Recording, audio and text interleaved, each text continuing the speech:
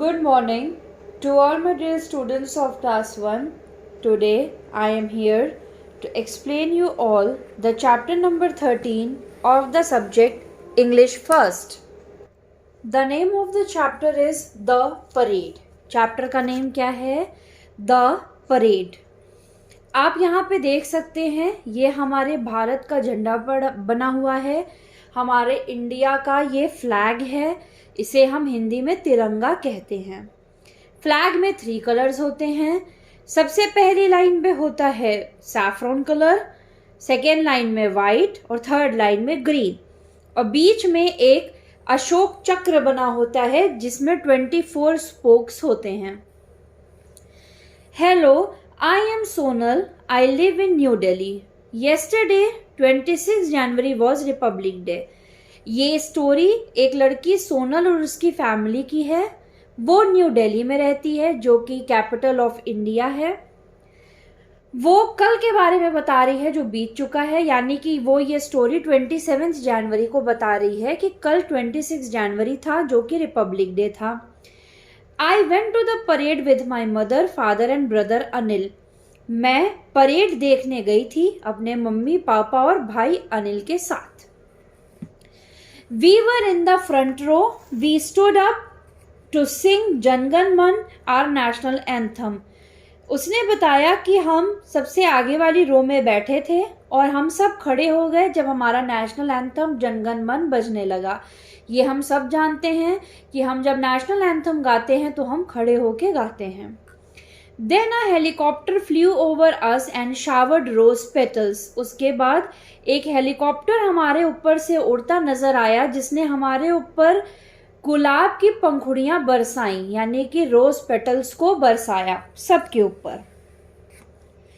Next came the tanks, trucks and jeeps. उसके बाद tanks, trucks और जीप्स निकलने लगी। Then the army band came playing trumpets and drums followed by marching soldiers, school boys and girls. उसके बाद march past होने लगी army band के साथ। वो ड्रम्स बजा रहे थे और ट्रम्पेट्स बजा रहे थे। और मार्च कौन कर रहा था? मार्च कर रहे थे सोल्जर्स और school boys and girls. Then came the most interesting things, झांकीज। My favorite was the one with famous scientists and rockets. इसके बाद झांकियां निकलने लगी और इसमें से मेरी फेवरेट झांकी वो थी जिसमें साइंटिस्ट और रॉकेट्स थे, जो कि ये झांकी है। Next, the floats were followed by many groups of colourful dances. We got up and dance too. उसके बाद ग्रुप डांसेस हुए, हमने भी डांस को एंजॉय किया, खुद भी डांस किया। Then we saw jet planes. Their smoke was in 3 colors, saffron, white and green. इसके बाद जेट प्लेन्स हमने ऊपर उड़ते देखे जिसमें से धुआं निकल रहा था, कुछ में से ऑरेंज, व्हाइट और ग्रीन कलर का, जो कलर्स हमारे तिरंगा में हैं। ठीक है, आप सबको मैं बता दूं, हर साल रिपब्लिक डे यानी कि 26 जनवरी को न्यू दिल्ली में परेड होती है और बहुत सारे कार्यक्रम्स होते हैं। ठीक है, और वहां पे अपना झंडा लहराया जाता है, फ्लैग होस्टिंग भी होती है। अब हम एक्सरसाइज सॉल्व करते हैं इस चैप्टर की। Complete this sentences. Number 1, we celebrate republic day on 26 January. Number 2, dash showered rose petals on all the people, helicopter. Number 3, there are dash colors in our national flag. 3. Match words in column A with words in column B. First, black, board, door, mat यानी कि पावदान, bath, room, sun, shine, tooth, paste। ठीक है, यहाँ पे हम black board बोलते हैं, doormat, bathroom, sunshine and toothpaste.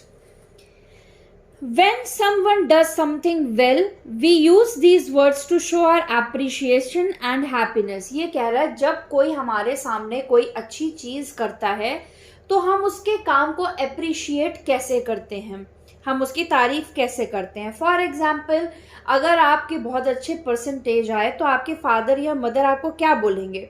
Very good या बहुत अच्छे, well done, keep it up, ऐसे ही आपके मार्क्स आने चाहिए, ठीक है। या हम कॉन्ग्रेचुलेट करते हैं, बधाई देते हैं, कॉन्ग्रेचुलेट करना मतलब बधाई देना। तो ये 4 शब्द दिए हैं, well done, keep it up, congratulations and that is great. Well done का मतलब आपने जो काम किया वो बहुत अच्छा किया। कीप इट अप का मतलब आपने जैसा परफॉर्म किया आगे भी आप ऐसी ही परफॉर्मेंसेस करते रहिए।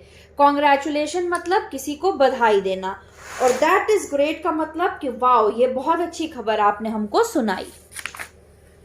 Now use this appreciation words. पहला, my teacher says that my hand writing is very neat. अगर टीचर आपको कह रही है कि आपके राइटिंग बहुत अच्छी है तो वो आपको क्या कॉम्प्लीमेंट दे सकती हैं? Keep it up. Second, I was selected for the race. अगर किसी ने आपको बताया कि मेरा रेस में सिलेक्शन हो गया तो मैं आपको बधाई दूंगी, तो congratulations. Third, they chose my drawing for the contest. अगर मेरी ड्रॉइंग को कॉन्टेस्ट के लिए चुन लिया गया तो ये बहुत अच्छी बात है, तो that is great. Next, arrange these words in alphabetical order.